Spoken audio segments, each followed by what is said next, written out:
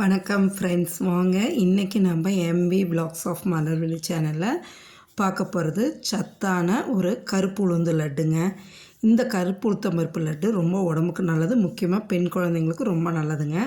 வாங்க எப்படி செய்யலான்னு சொல்லி பார்க்கலாம். வீடியோக்குள்ளே போய் பாருங்கள். ஒரு கப் கருப்பு உளுந்து பருப்பு எடுத்துட்டேங்க. உடைக்காத உளுந்து, முழு உளுந்து தான் எடுத்திருக்கேன். கருப்பு உளுந்து பருப்பு ஒரு கப்புக்கு வேர்க்கடலை எடுத்திருக்கேன். அதாவது அது சின்ன கப்பு. அதுலேயும் பாதி பொட்டுக்கடலை அரை கப்பு எடுத்தாச்சுங்க. ஒரு கப்பு நாட்டு சர்க்கரை எடுத்தாச்சு. இதில் விதை பார்த்திங்கன்னா சூரியகாந்தி விதை, பூசணி விதை, வெள்ளரி விதை, தர்பூசணி விதை இதெல்லாம் எடுத்துருக்கேங்க. இதெல்லாம் உடம்புக்கு ரொம்ப நல்லதுங்க. இந்த வெல்லம் நீங்கள் நாட்டு சர்க்கரைக்கு பதிலாக வெல்லம் கூட எடுத்துக்கலாம். அது நம்மளோட ஆப்ஷன் தான். சரிங்களா? பாருங்கள், இப்போ என்ன பண்ணலான்னா ஒரு வானல் வச்சு அந்த வானல் நல்லா காஞ்சதும் இதெல்லாம் ட்ரை ரோஸ்ட் பண்ணி எடுத்துக்கலாங்க. முதல்ல பாருங்கள், அந்த கருப்பு உளுந்த பருப்பு போட்டுட்டு மீடியம் ஃப்ளேமாக வச்சுக்கோங்க. தீயை குறைச்சி வச்சுக்கிட்டு பொறுமையாக நல்லா வறுத்தெடுங்க. அப்போ தான் நல்லா வறுபட்டு வரும். ஃபுல் ஃப்ளேம் வைக்காதீங்க, மீடியம் ஃப்ளேம் வச்சுட்டு பொறுமையாக வறுத்தெடுங்க. இந்த கருப்பு உளுத்தம் பருப்பு ரொம்ப நல்லதுங்க. குழந்தைங்களுக்கு, பெண்களுக்கு, எல்லாத்துக்கும் ரொம்ப நல்லது. இந்த இடுப்பு வலி, முதுகு வலிக்கெல்லாம் அவ்வளோ நல்லதுங்க. இதுமாரி நல்லா வறுபட்டுணுங்க. நல்லா வறுபட்டு வந்ததும் எடுத்து ஒரு பிளேட்டில் கொட்டி ஆற வச்சுருங்க. அதை தனியாக நல்லா இப்போ வறுபட்டுருச்சுங்க. நம்ம மீடியம் ஃப்ளேம்லேயே வச்சு வறுக்கிறங்காட்டிக்கு நல்லா அதாவது மணமாக இருக்குங்க. அப்படியே வறுக்கும் போதே அந்த மணம் அவ்வளோ நல்லாயிருக்கும். அதோட இப்போ அதை எடுத்து வச்சுட்டு நம்ம வேர்க்கடலையை போட்டு வறுத்துக்கலாங்க.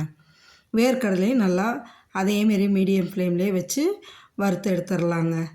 அதையும் வறுத்து எடுத்து அதையும் நம்ம ஒரு பிளேட்டில் கொட்டிட்டு ஆற வைக்கணுங்க. எல்லாம் ஒன்று ஒன்றா தனித்தனியாக வறுபட வைக்கணுங்க. ஒன்றா போட்டு வறுத்தோம்னா சரி வராது. அதனால் தனித்தனியாக போட்டு வறுத்து எடுக்கணும். இதை ஒரு பிளேட்டில் கொட்டியாச்சுங்க. அடுத்து பார்த்திங்கன்னா பொட்டுக்கடலை போட்டு வறுத்துக்கலாங்க. பொட்டுக்கடலை சீக்கிரம் வறுபட்டு வந்துடுங்க. அதுக்கு நம்ம கொஞ்சமாக தான் எடுத்துருக்கோம். 1/4 கப்பு தானே எடுத்துருக்கோம். அது சீக்கிரம் வறுபட்டு வரும். இதையும் வறுத்து அந்த உளுந்தோடையே சேர்த்து போட்டுடலாங்க. போட்டு வறுபட்டது நல்லா ஆறணுங்க. எல்லாமே இந்த உளுத்தம்பருப்பு, வேர்க்கடலை, இந்த பொட்டுக்கடலை எல்லாம் நல்லா ஆறணுங்க. பாருங்கள், இப்போ நல்லா ஆறிடுச்சு. ஆறுனதும் நல்லா காஞ்ச அதாவது ஈரமில்லாத மிக்ஸி ஜாரில் எடுத்து போட்டு பவுட்ராக்குங்க. முதல்ல உளுத்தம்பருப்பும் பொட்டுக்கடலையும் போட்டு பவுட்ராக்கிடலாங்க. ரொம்ப நைஸாக வராது, லைட்டாக கோஸாக தான் இருக்கும். இப்போ இதோட ஒரு 5 ஏலக்காய் போட்டுக்கலாங்க. ஃப்ரெஷ்ஷான ஏலக்காய் போட்டுக்குங்க. போட்டுட்டு அந்த வேர்க்கடலையும் போடுங்க. போட்டு வறுத்த வேர்க்கடலை தோலெல்லாம் எடுக்க மாட்டேங்க. தோல் எடுக்காமல் போடுறது தான் நல்லதுங்க. நீங்கள் இல்லை உங்களுக்கு தோல் வேண்டாம்னா தோல் எடுத்து கூட போட்டுக்கலாம். அது உங்களோட சாய்ஸ். சரிங்களா? இப்போ இதையும் போட்டு நல்லா பவுடர் ஆக்கிடலாங்க.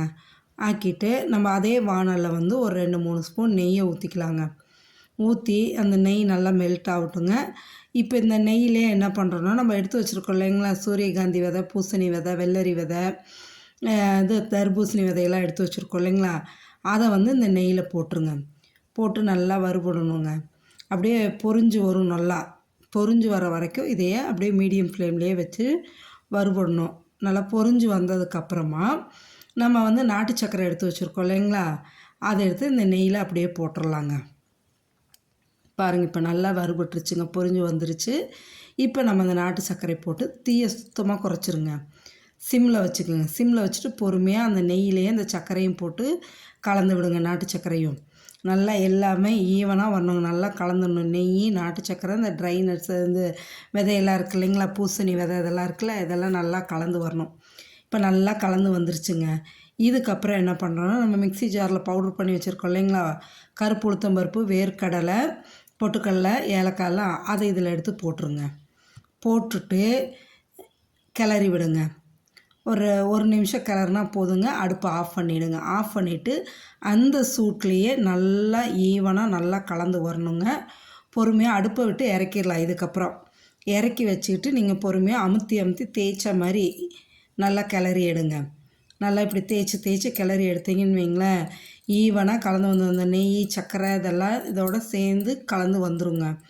நல்லா கலந்து வந்ததுக்கப்புறமா நம்ம அப்படியே உருண்டை பிடிக்க வேண்டியது தாங்க. அவ்வளோதாங்க, இதோட முடிஞ்சு.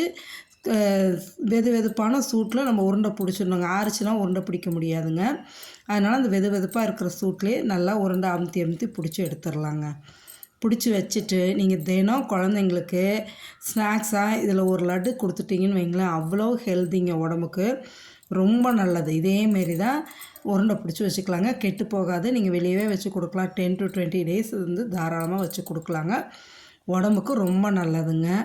இந்த மாதிரி ஹெல்த்தியான ஒரு கருப்பு உளுத்தம் பருப்பு லட்டு நீங்களும் உங்கள் குழந்தைங்களுக்கு செஞ்சு கொடுங்க. நீங்களும் சாப்பிட்டு எப்படி இருக்குன்னு கமெண்ட் செக்ஷனில் சொல்லுங்கள். மறக்காமல் நம்ம சேனலை சப்ஸ்கிரைப் பண்ணுங்கள், லைக் பண்ணுங்கள், உங்கள் ஃப்ரெண்ட்ஸ் அண்ட் ரிலேட்டிவ்ஸ்க்கு ஷேர் பண்ணுங்கள். சரிங்களா? இவ்வளோ சத்தான லட்டை மிஸ் பண்ணிடாதீங்க. செஞ்சு சாப்பிட்டுட்டு எப்படி இருக்குன்னு சொல்லுங்கள். தேங்க்ஸ் ஃபார் வாட்சிங் ஃப்ரெண்ட்ஸ்.